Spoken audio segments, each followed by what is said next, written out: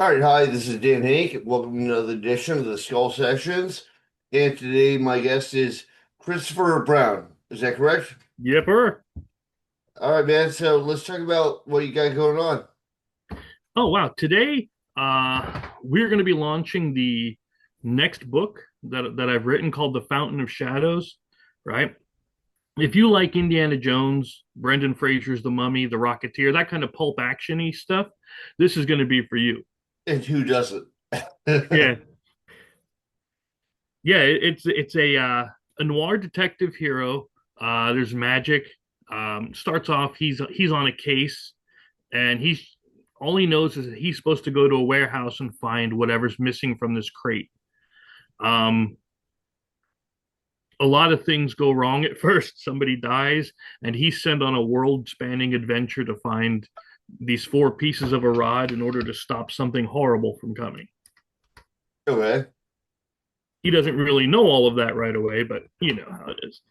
Yeah, so this is actually the fourth book I've written. My original series was Slaughterville. That's a like a B movie horror kind of a series.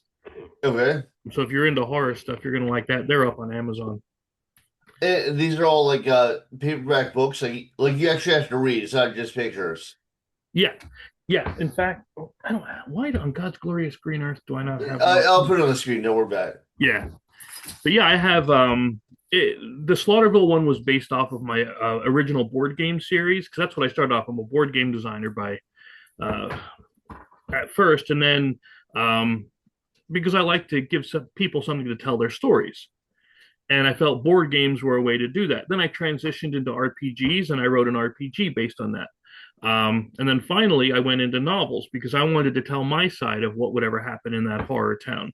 And now, The Fountain of Shadows, which is the noir book, um, a buddy of mine, do you know Doc Blaylock? No, I don't. Okay. So Doc wrote uh, A Damn Dirty Thing, and that's a Jake Bishop novel. Um, and I liked it. I like the noir stuff. And I said, "Hey, do you mind if I write a story in it?" And he said, "Absolutely, go ahead." So I took his character of Jake in the city and I expanded on it. Now he said I took it in such a different direction that he never saw it coming, and he wants to use a lot of the stuff that I've done in his book. I'm like, yeah, go ahead, dude. It's not a big deal. Um, but they can be considered separate. What would they say? Timelines these days, separate universes. Using the same character names. I've noticed like recently, like it seems like so. All right, so let me step back a minute.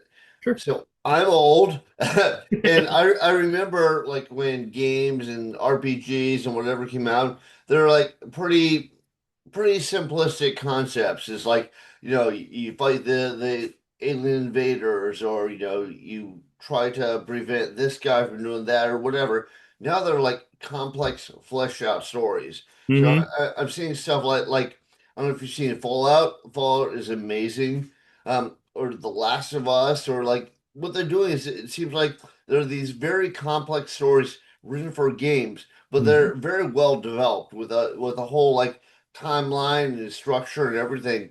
Um, were you was that kind of the way you were thinking? Was it kind of your transition from a game maker originally to novels? Yeah, like I said, when I made the board games, I wanted to give the people a chance to play through the game and develop their own story. Like you're taking typical horror movie tropes, like you're the stoner, the jock, the hot chick, the goth, the one of those kind of tropes, and you're going through this town of Slaughterville trying to stop the different villains. Like we have the werewolves, we have zombies, we have a serial killer, slashers, the whole nine yards. So you have a whole diaspora. It's kind of like a Fallout, where it's like they have a whole bunch of stuff that's like everything can kill you in the wasteland, basically. Yeah, yeah. I would have loved to have gotten a chance to write a Fallout novel. Not gonna lie, uh, that would be a neat. That would be fun. I think. Um, Yeah, there's so much about. Go every ahead. time I feel like Hollywood is running out of ideas, like the first Stranger Things is good. Now I feel like they may as well just stop. Hmm. Like the early Walking Days were good, and then it just like it dragged on and on, became kind of the same thing. So, but every time they, I think that they're done, they come out with something like Fallout. I'm like, wait a minute, Hmm. it restores my faith.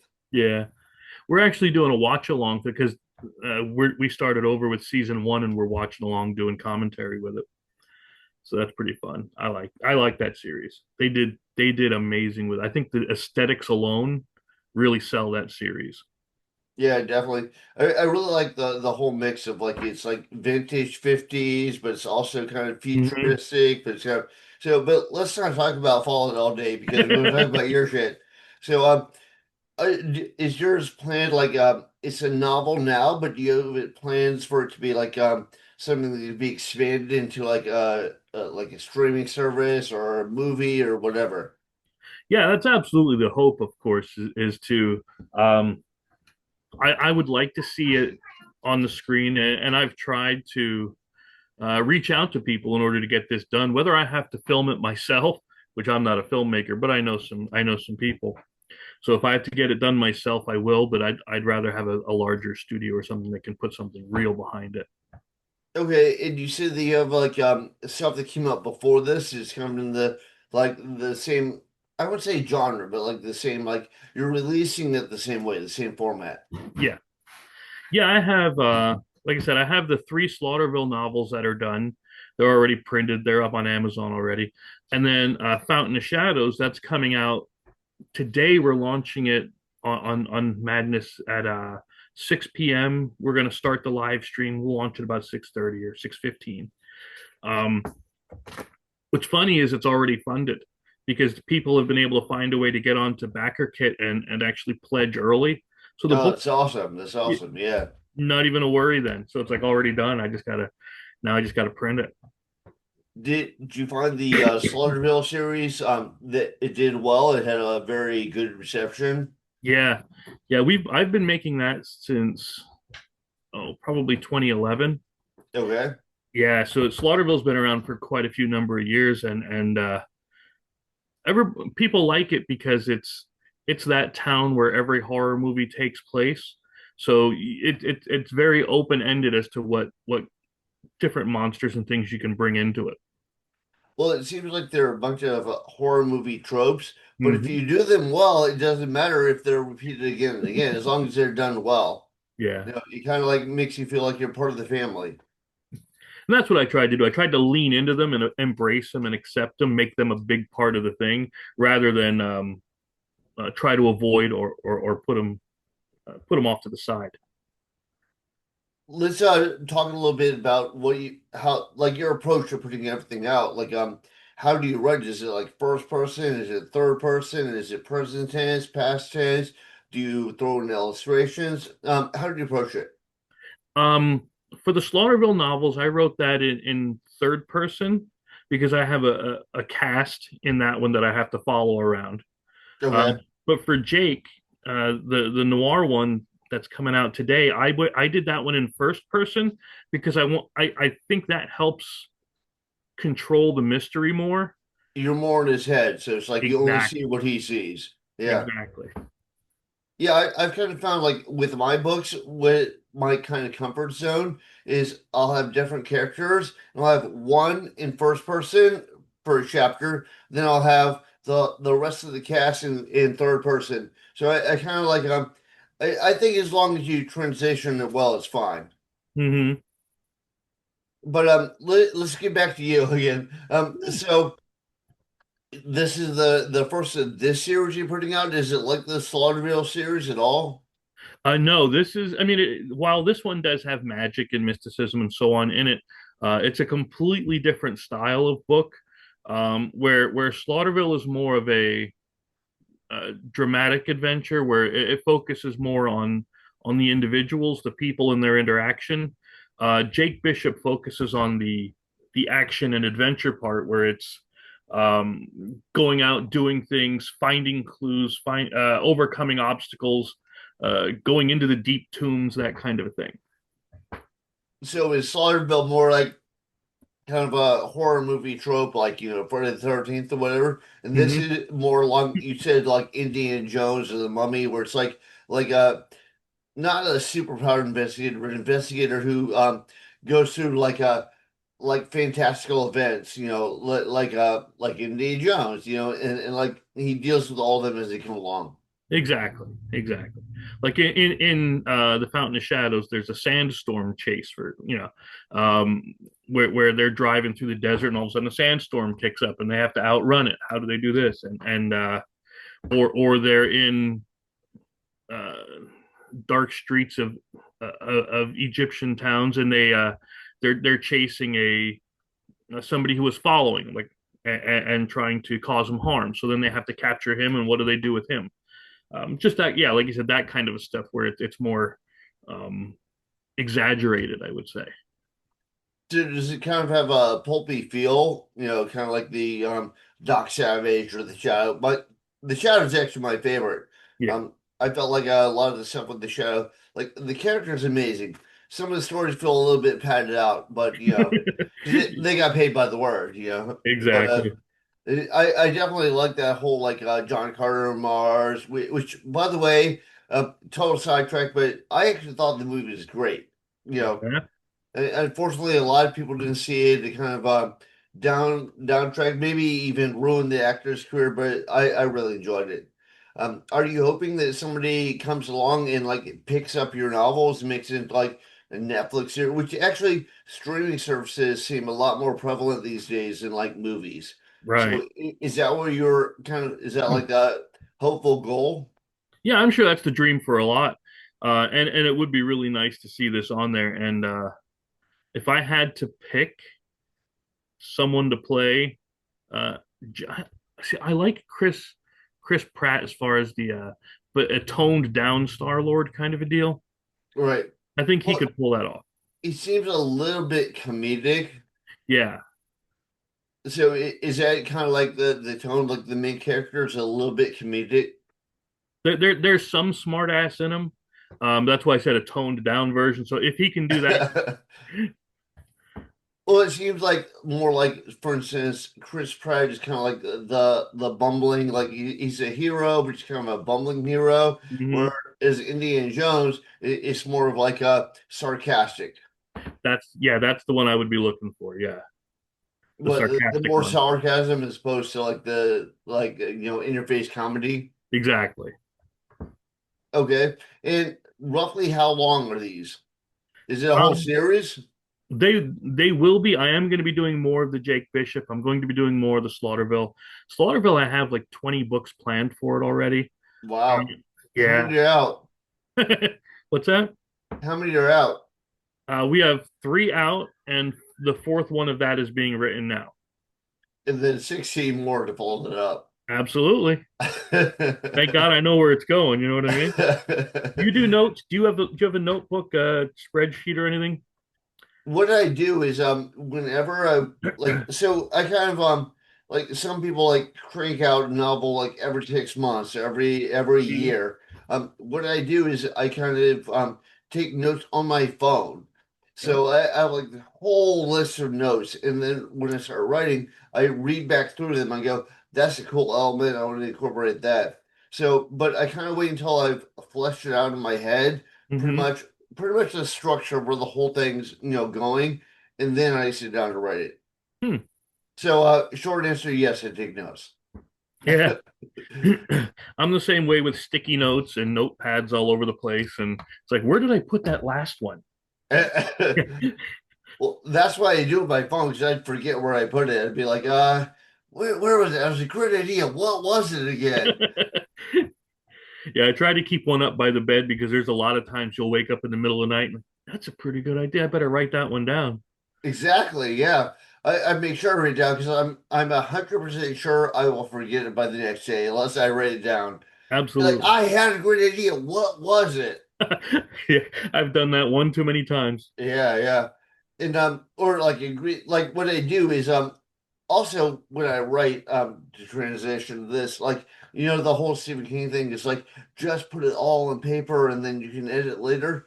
I Hmm. don't do that. Like No. I write until I feel like I'm at a stopping point, and the stopping point might just be like I'm not sure exactly how to proceed. So then I'll like give it space, like go for a run or something, and Hmm. try and like think through what's the best transition to the next scene.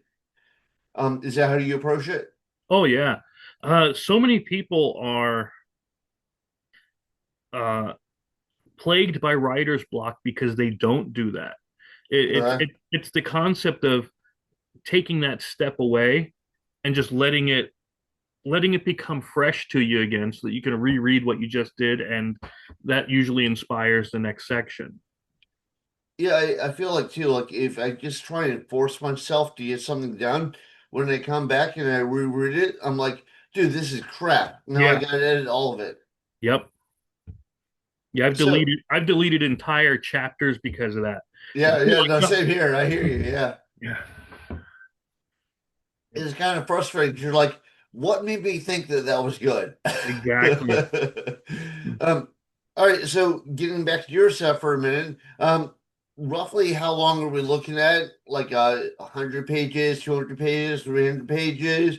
Um, I got this one here. Jake is 282. okay, Um, I think it's up to 286 or so now because I added a couple of pages. Just again, like you said, that little things that need to be in there. right. Um, Slaughterville is about the same except for book three, which is around 500 pages. Wow. Yeah, Okay. yeah. I did a flashback in that one, so we had to go back in time in that one, so that added a bit to it. But yeah, so it's to me, I don't think a book should ever be a certain number of pages, except for classifying as novella, novel, etc., etc. I think it should be as long as it takes in order to tell the story. So if it's Yeah, only, no, I agree 100%. Yeah. yep. And I think a lot of I noticed it was kind of popular. It's like when I was a kid and I'd read, voraciously, like to me, even like the novelized pulp magazine, Mhm. stories like Doc Savage or The Shadow, and they'd be like 200, 250 pages. To me, they felt like very thin books. Like to Mhm. me, a novel was 300 pages. And it seems like now the popular thing is like, oh, novels are like 180 pages. I'm like, that's like a novella. Yeah, yeah, yeah. That's pretty much where that would fall. I would agree with you and say that too. Um, and it's fine to do novellas if that's what you need to tell your story. Go ahead. That's why brain freeze compilations are popular because a bunch of people come in with a bunch of small short stories and make a full book out of it, and that's all good. Well, Uh, another thing that I like is I really like a backstory. Like, for mhm. instance, we were talking about Fallout a minute ago, and I really like there's a whole comprehensive backstory behind it.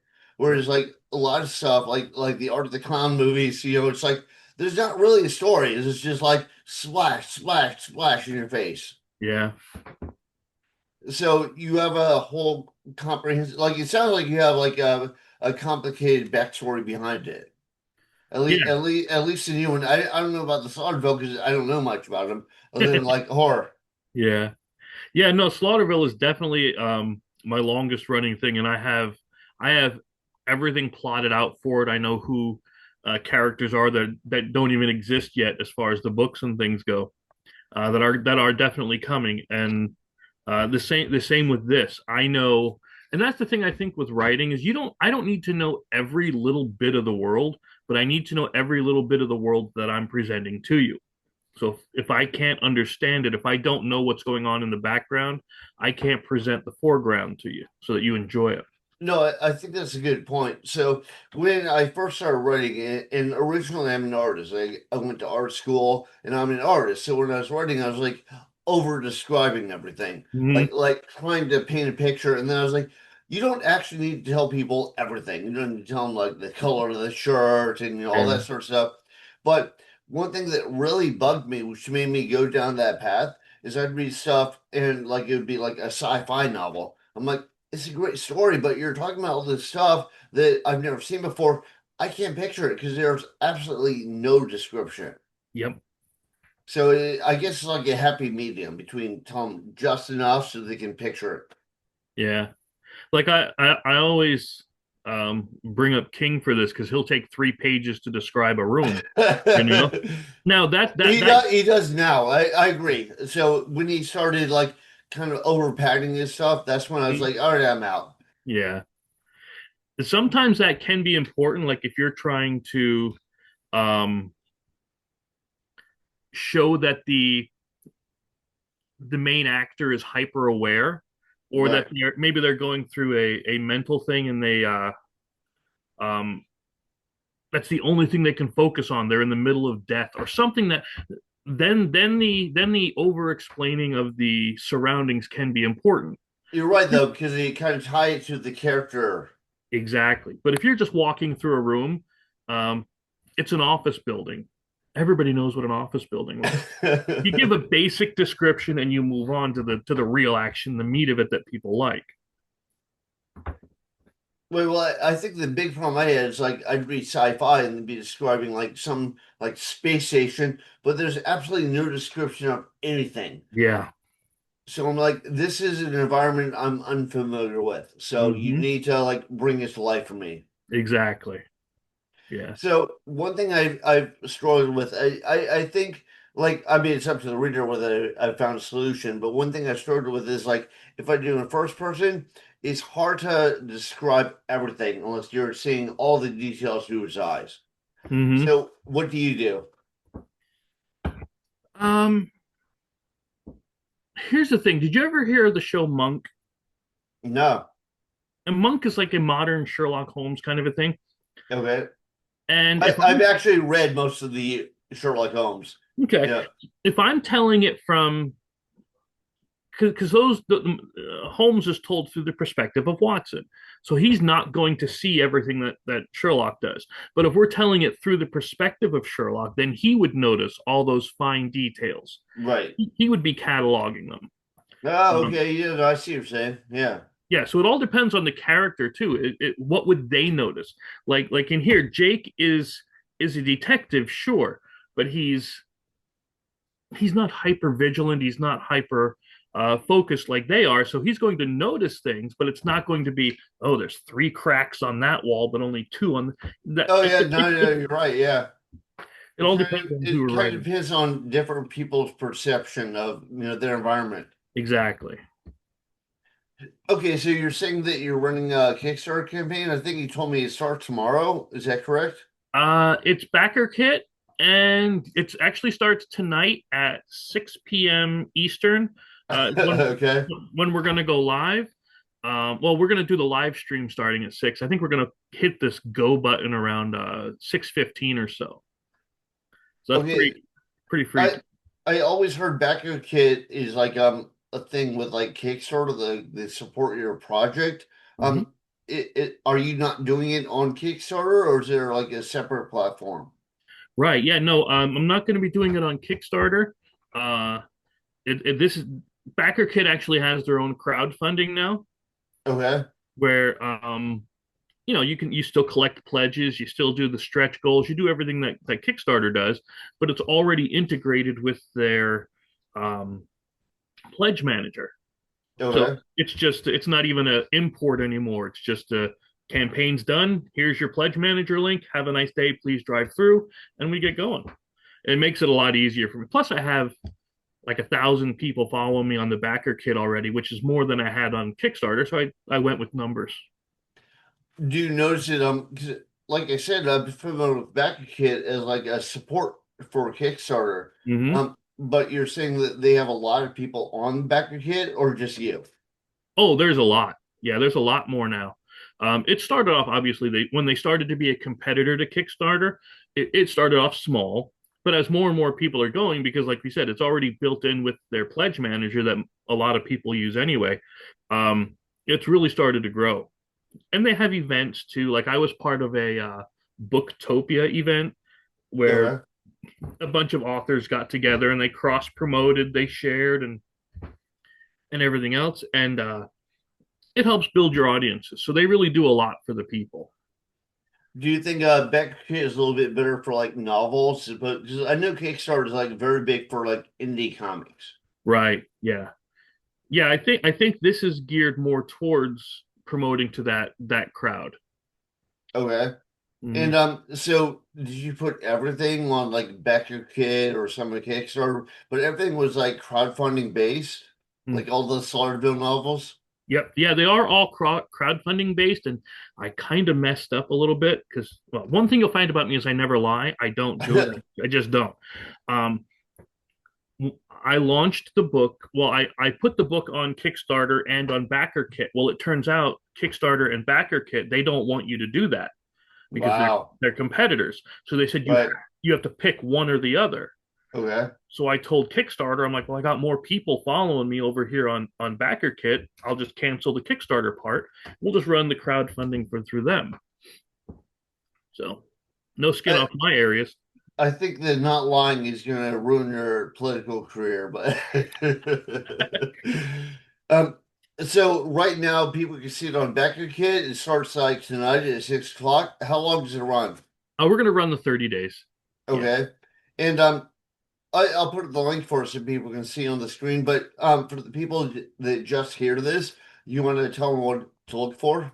Sure. If you go to Backerkit, you type in the Fountain of Shadows, a Jake Bishop case, or just type in the Fountain of Shadows. That's what's going to bring it up. It'll bring up my preview page. You can click the thing to sign up to be notified, or if it's after 6 p.m. on, or we'll say 6:30 tonight that you find it, just type in the Fountain of Shadows. It'll come right up. Okay, do you have like a little like I don't know what you call them like little like gifts for like if you reach your stretch goals like I know Teresa Grant does like plushies and she does stickers and That I girl's I did a backer kit or not backer kit Kickstarter and I did like bookmarks and I did mm-hmm. stickers and magnets. So what do you offer? Yeah, that girl is nuts. She is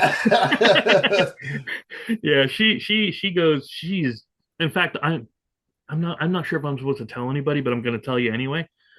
I'm supposed to be printing some statues for her to do test prints Okay. in the resin printer. Um, I'll be doing that today or tomorrow for her. So yeah, so she has some pretty neat stuff coming out that I'll be printing for her. In the interest of full disclosure, I'm interviewing her in like an hour. Oh, okay. All right. Well, she'll know then.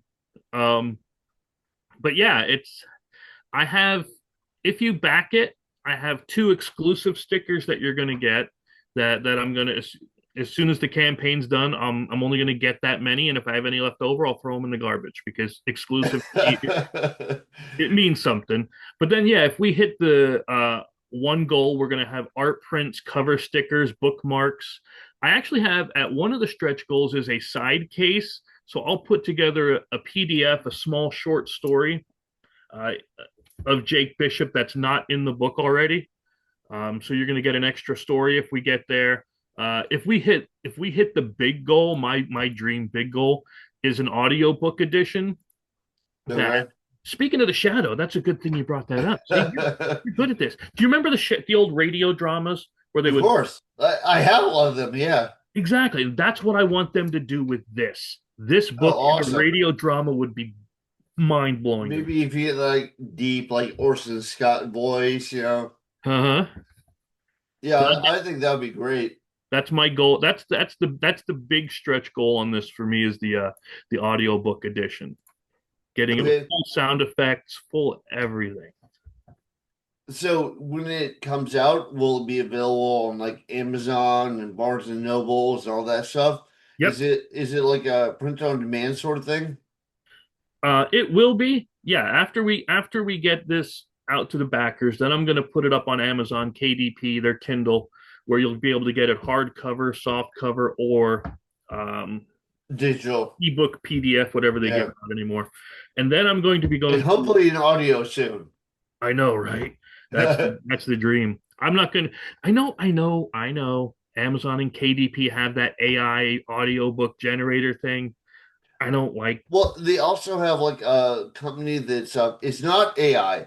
They have a company called ACX, and Okay, one of the people that works for them is a lady named Cassandra, and she's done like three of my books so far, okay, and they do kind of a royalty share where it's like every one that sells they get some, I get some. nice. Hook me up with that link if you don't mind. Yeah, no problem. So after we get off this, I'll send. Actually, she's on Facebook, so you can just like go visit her on Facebook and just say Dan sent me over. Okay, So, do you have a website or a Patreon page or anything that people should look at? Yeah, laughingrogue.com is where you're going to find all my books as they come out. I do, of course, have the X account, Laughing Rogue PA. I'm on Facebook a bit, but that's not really where I spend most of my day.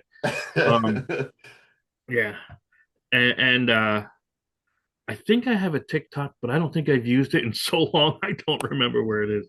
You don't Um, do the little dances with the pink tutu? no, no, no, no, no. My dad would come back from the dead and punch me in the dick, and I would deserve it. All right, so and do you have a Patreon page as well? No, I should. I should start. I want to start one of them Substacks. A buddy of mine is talking about starting the Substack stuff up. So I'm thinking about doing. Okay. And last question, because I don't want to keep you here all day, but you were saying that before this you used to like design more, was it RPGs or games or video games or what? Yeah. Bada boom.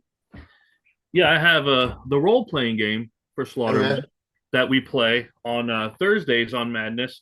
I've done board games. I have, like I said, the Slaughterville board game. I did a Gone Hunting board game, Gods of Metal, which is you're a heavy metal band trying to stop demons from taking over reality. Okay. Uh, I also did one called Escargot, where you're snails racing in order to deliver packages. Yeah, just some.